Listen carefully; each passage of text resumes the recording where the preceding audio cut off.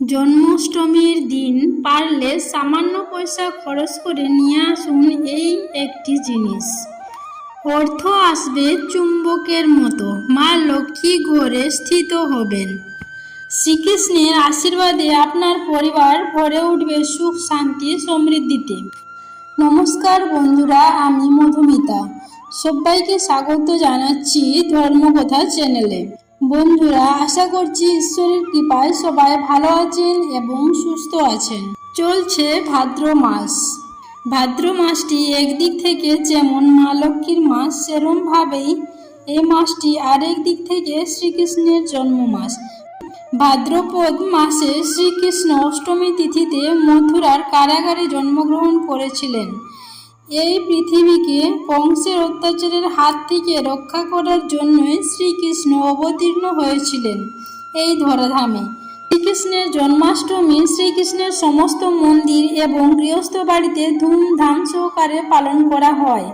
বাড়ির ছেলের জন্মদিনের মতোই করে সমস্ত বাড়ি সুসজ্জিত করা হয়। লাড্ডু গোপালের স্নান অভিষেক করা হয় বিশেষভাবে এবং তারপর লাড্ডু গোপালকে নতুন বস্ত্র ও অলঙ্কারে সুসজ্জিত করা হয়। জন্মাষ্টমীর দিন পূজা অর্চনার সাথে সাথে লাড্ডু গোপালের প্রিয় ভোগ বানিয়ে নিবেদন করা হয়। লাড্ডু গোপালের প্রিয় কিছু জিনিস আছে সেগুলি যদি জন্মাষ্টমীর দিন বাড়িতে নিয়ে আসা যায় তাহলে সারা বছর ব্যাপী শ্রীকৃষ্ণের আশীর্বাদ পাওয়া যায়। এই জিনিসগুলি আনতে খুব বেশি অর্থের প্রয়োজন হবে না। সামান্য 5 টাকা খরচ করে এই জিনিসগুলি আপনারা বাড়িতে নিয়ে আসতে পারেন। এর ফলে শ্রীকৃষ্ণের আশীর্বাদ পাবেন সারা বছর ব্যাপী। আজকের পর্বে আমি আপনাদের সাথে শেয়ার করব কোন কোন জিনিস আপনারা নিয়ে আসতে পারেন জন্মাষ্টমীর দিন।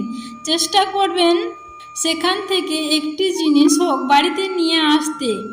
তাই আমার সকল দর্শক বন্ধুদের অনুরোধ করব যে আজকের এই ভিডিওটি স্কিপ না করে সম্পূর্ণ দেখবেন এবং দেখার পর যদি ভালো লাগে তাহলে অবশ্যই কিন্তু একটি লাইক করবেন, কমেন্টে লিখবেন জয় শ্রীকৃষ্ণের জয় এবং বন্ধুরা অবশ্যই ভিডিওটি শেয়ার করবেন আপনাদের নিকট আত্মীয় স্বজন এবং বন্ধু বান্ধবদের সাথে। চলুন বন্ধুরা, এবার আসা যাক মূল পর্বে। বছর জন্মাষ্টমী তিথির বিস্তার কিন্তু 2 দিন ধরে। স্মার্থ মতে বাংলার 9 ভাদ্র 1431, ইংরেজি 26শে আগস্ট 2024 পড়েছে জন্মাষ্টমী। কিন্তু সেই দিন যেহেতু সূর্যোদয় পাচ্ছে না, তাই বৈষ্ণব সম্প্রদায়ের মতে অর্থাৎ গোস্বামী মতে জন্মাষ্টমী পালিত হবে বাংলার 10ই ভাদ্র 1431, ইংরেজি 27শে আগস্ট 2024 মঙ্গলবার দিন। 2 দিন পড়ার কারণ হচ্ছে অষ্টমী তিথি পড়ছে সোমবার সকাল 8:36 থেকে এবং অষ্টমী তিথি থাকছে মঙ্গলবার সকাল 6:49 পর্যন্ত। তাই বন্ধুরা অনেকে সোমবার এবং অনেকে মঙ্গলবার দিন জন্মাষ্টমী পালন করবেন। কিন্তু জন্মাষ্টমী পালন করা হয় সাধারণত রাত 12টায়। রাত্রি 12টায় সোমবার দিন রোহিণী নক্ষত্র পাওয়া যাচ্ছে এবং অষ্টমী তিথি পাওয়া যাচ্ছে। রাত্রি 12টায় সোমবার দিন রোহিণী নক্ষত্র পাওয়া যাচ্ছে এবং অষ্টমী তিথিও পাওয়া যাচ্ছে। সেই জন্য সোমবার দিন অর্থাৎ আগামী 26শে আগস্ট 2024 তারিখেই জন্মাষ্টমী পালন করা বেশি যুক্তিযুক্ত হবে। বন্ধুরা, যেদিন আপনারা জন্মাষ্টমী পালন করতে চাইছেন সেদিনই আপনারা এই জিনিসগুলি বাড়িতে নিয়ে আসবেন। প্রথম যে জিনিসটি বাড়িতে নিয়ে আসবেন সেটি হচ্ছে হলুদ রঙের বস্ত্র। হলুদ রঙের বস্ত্র, হলুদ রঙের বস্ত্র, হলুদ সুতো, হলুদ রঙের ফুল ইত্যাদি। ভগবান হলুদ রঙের বস্ত্র, হলুদ সুতো, হলুদ রঙের ফুল ইত্যাদি। ভগবান শ্রীকৃষ্ণ অত্যন্ত হলুদ রঙের বস্ত্র, হলুদ রঙের সুতো, হলুদ ফুল ইত্যাদি। ভগবান শ্রীকৃষ্ণের অত্যন্ত পছন্দ হলুদ রংটি। ভগবান শ্রীকৃষ্ণের অত্যন্ত পছন্দের রং বা প্রিয় রং বলা যেতে পারে হলুদ রংকে। শ্রীকৃষ্ণকে বলা হয় পীতাম্বর। তাই হলুদ রঙের বস্ত্রে এবং হলুদ রঙের ফুলে ভগবান শ্রীকৃষ্ণকে জন্মাষ্টমী দিন সাজানোর চেষ্টা করবেন। যদি আপনাদের সামর্থ্য না হয় বস্ত্র কেনার, তাহলে হলুদ রঙের থান কাপড়ও নিয়ে আসতে পারেন। খুব অল্প মূল্যেই পেয়ে যাবেন এই হলুদ রঙের থান কাপড়। সেই হলুদ রঙের থান কাপড় দিয়েও শ্রীকৃষ্ণকে সুন্দরভাবে সাজাতে পারেন। হলুদ ফুলের মালা গেঁথে ভগবান শ্রীকৃষ্ণকে পরাতে পারেন। হলুদ ফুল দিয়ে পুজো দিতে পারেন। ভগবান শ্রীকৃষ্ণের চরণে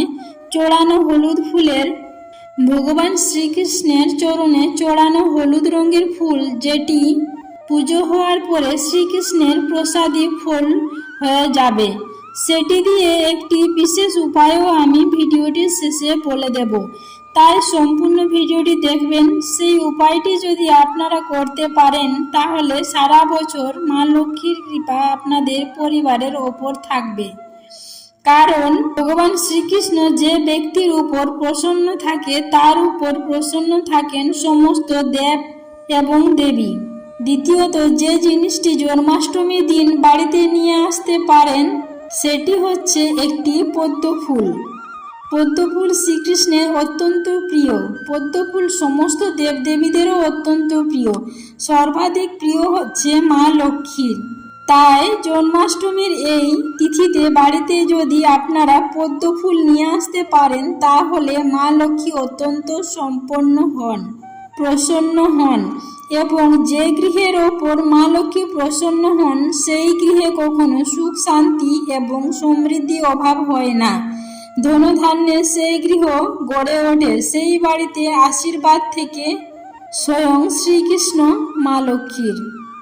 সেই বাড়ির উন্নতি কেউ কখনো আটকাতে পারে না এবং সেই বাড়ি কখনো কেউ ক্ষতি করতে পারে না। আর্থিক দিক দিয়ে সেই বাড়ি সর্বদা উন্নতির দিকে থাকে। তাই বন্ধুরা, জন্মাষ্টমীর পুণ্যতিথিতে বাড়িতে অবশ্যই একটি পদ্ম ফুল নিয়ে আসুন এবং সেই পদ্ম ফুল চন্দন মাখিয়ে শ্রীকৃষ্ণের চরণে নিবেদন করুন। বন্ধুরা, পদ্ম ফুল আনা যদি আপনাদের সাধ্যের বাইরে হয়, খুব সামান্য পয়সা খরচ করে নিয়ে আসুন পদ্ম বীজ। যে কোনো দশকর্মার দোকানে সামান্য মূল্যে পেয়ে যাবেন পদ্ম বীজ। পদ্ম বীজ একটি হলুদ কাপড়ের মধ্যে রেখে ভগবান শ্রীকৃষ্ণের চরণে দিন জন্মাষ্টমীর দিন, এবং সেই পদ্ম বীজ দিয়ে একটি উপায়ও করতে পারেন, সেটিও আমি ভিডিওর শেষে বলে দেব। তার জন্য সম্পূর্ণ ভিডিওটি দেখুন। দর্শক বন্ধুদের কাছে অনুরোধ করব যে ভিডিওটি স্কিপ না করে সম্পূর্ণ দেখবেন। সবার শেষে যে জিনিসটি আনার কথা বলবো, সেটি হচ্ছে ময়ূরের পালক। বন্ধুরা, জন্মাষ্টমীর সময় যখন জন্মাষ্টমীর বাজার করতে যাবেন, তখন দেখবেন সমস্ত দোকানে ময়ূরের পালক বিক্রি হচ্ছে। কারণ ময়ূরের পালক ভগবান শ্রীকৃষ্ণের অত্যন্ত প্রিয়। ভগবান শ্রীকৃষ্ণ মস্তকে ধারণ করেন ময়ূরের পালক। ময়ূরের পালক এই জন্মাষ্টমীর দিন বাড়িতে নিয়ে আসা মানে ভগবান শ্রীকৃষ্ণের স্বয়ং প্রতীকীকে বাড়িতে নিয়ে আসা। আপনাদের বাড়িতে যদি লাড্ডু গোপাল থাকে, তাহলে সেই লাড্ডু গোপালের যে মুকুটটি আছে, তার উপর অবশ্যই একটি ময়ূরের পালক আটকে দেবেন। এতে ভগবান শ্রীকৃষ্ণ অত্যন্ত প্রসন্ন হবেন। ময়ূরের পালক বাড়িতে রাখলে ঘরের ইতিবাচক শক্তি বৃদ্ধি পায় এবং বাড়ির প্রতি সদস্যের মনের মধ্যে চলতে থাকা ইতিবাচকতাও দূর হয়। ময়ূরের পালক ঘরে নিয়ে আসে সুখ শান্তি এবং আর্থিক উন্নতি। বন্ধুরা, ঘরের যদি কোনো বাস্তুদোষ থাকে, তাহলে ময়ূরের পালক বাড়িতে এনে রাখলে সেই বাস্তুদোষেরও প্রতিকার হয়। ময়ূরের পালকের অনেক গুণ আছে। তাই বন্ধুরা, অবশ্যই জন্মাষ্টমীর এই পুণ্যতিথিতে ময়ূরের পালক বাড়িতে নিয়ে আসুন। বন্ধুরা, এবার আমি আপনাদের সঙ্গে শেয়ার করব সেই উপায়, যেটি আমি প্রথমেই বলেছিলাম, এবং এই উপায়টি করতে লাগবে যে জিনিসগুলো জন্মাষ্টমীর দিন বাড়িতে নিয়ে আসতে বললাম, সেই সমস্ত জিনিসগুলি। যদি সঠিকভাবে এই উপায়টি করতে পারেন, তাহলে মা লক্ষ্মীর কৃপা দৃষ্টি সবসময়ই থাকবে আপনার পরিবারের উপর। এই উপায়টি করতে লাগবে আপনাদের এই উপায়টি করতে লাগবে আমাদের হলুদ রঙের কাপড়। সেই কাপড়টির মধ্যে আপনি রাখবেন একটি 16 আনা অর্থাৎ 1 টাকার। এই উপায়টি করতে লাগবে আমাদের হলুদ রঙের কাপড়। সেই কাপড়টির মধ্যে আপনি রাখবেন একটি 16 আনা অর্থাৎ 1 টাকা পদ্মবীজ 3টি বা 5টি বিজোড় সংখ্যক পদ্মবীজ সেই কাপড়টির উপর রাখবেন এবং একটি 16 আনা রাখবেন এবং ভগবান শ্রীকৃষ্ণের চরণে দেওয়া একটি হলুদ রঙের ফুল, এই সমস্ত কিছু কাপড়টির ওপর জন্মাষ্টমীর দিন রেখে দেবেন এবং জন্মাষ্টমীর সারাদিন ও রাত ভগবান শ্রীকৃষ্ণের চরণতলে সেই কাপড়টি রেখে দেবেন। পরের দিন অর্থাৎ জন্মাষ্টমী পালনের দিন সেই কাপড়টি আপনারা তুলে নেবেন শ্রীকৃষ্ণের চরণতল থেকে এবং সেই হলুদ কাপড়ে 1 টাকার কয়েন, পদ্মবীজ এবং শ্রীকৃষ্ণের প্রসাদী ফুল, এই জিনিসগুলি হলুদ রঙের কাপড়ের মধ্যে ভালো করে পুঁটলি বানিয়ে নেবেন। সেই হলুদ রঙের কাপড়ের পুঁটলিটি আপনারা রাখতে পারেন আপনার বাড়ির লোকারে অথবা ঠাকুরের যে মন্দির যে বাড়িতে আছে সেখানেও রাখতে পারেন, অথবা যদি আপনি ব্যবসায়ী হন তাহলে আপনার ব্যবসা স্থলেও সেই পুঁটলিটি রাখতে পারেন, অথবা যদি আপনি স্টুডেন্ট হন তাহলে আপনার পড়াশোনার জায়গাতেও রাখতে পারেন। এই হলুদ কাপড়টি আপনারা রেখে দেবেন 1 বছর অর্থাৎ সামনের বছর জন্মাষ্টমী পর্যন্ত। এটি রাখার ফলে আপনার কর্মজীবনে আসা সমস্ত বাধা দূর হবে এবং অর্থ উপার্জনের নতুন নতুন রাস্তা আপনি দেখতে পাবেন।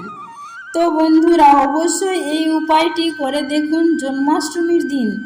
বন্ধুরা, আশা করছি আজকের ভিডিওটি আপনাদের একটু হলেও ভালো লাগলো, উপকারে লাগলো। তো বন্ধুরা, যদি ভিডিওটি ভালো লেগে থাকে তাহলে অবশ্যই লাইক এবং শেয়ার করবেন এবং কমেন্টে লিখবেন জয় শ্রীকৃষ্ণের জয়। আর যদি চ্যানেলে নতুন হয়ে থাকেন তাহলে অবশ্যই সাবস্ক্রাইব করে আমার পাশে থাকবেন। দেখা হবে পরবর্তী নতুন ভিডিওতে। ভালো থাকবেন, সুস্থ থাকবেন। ধন্যবাদ।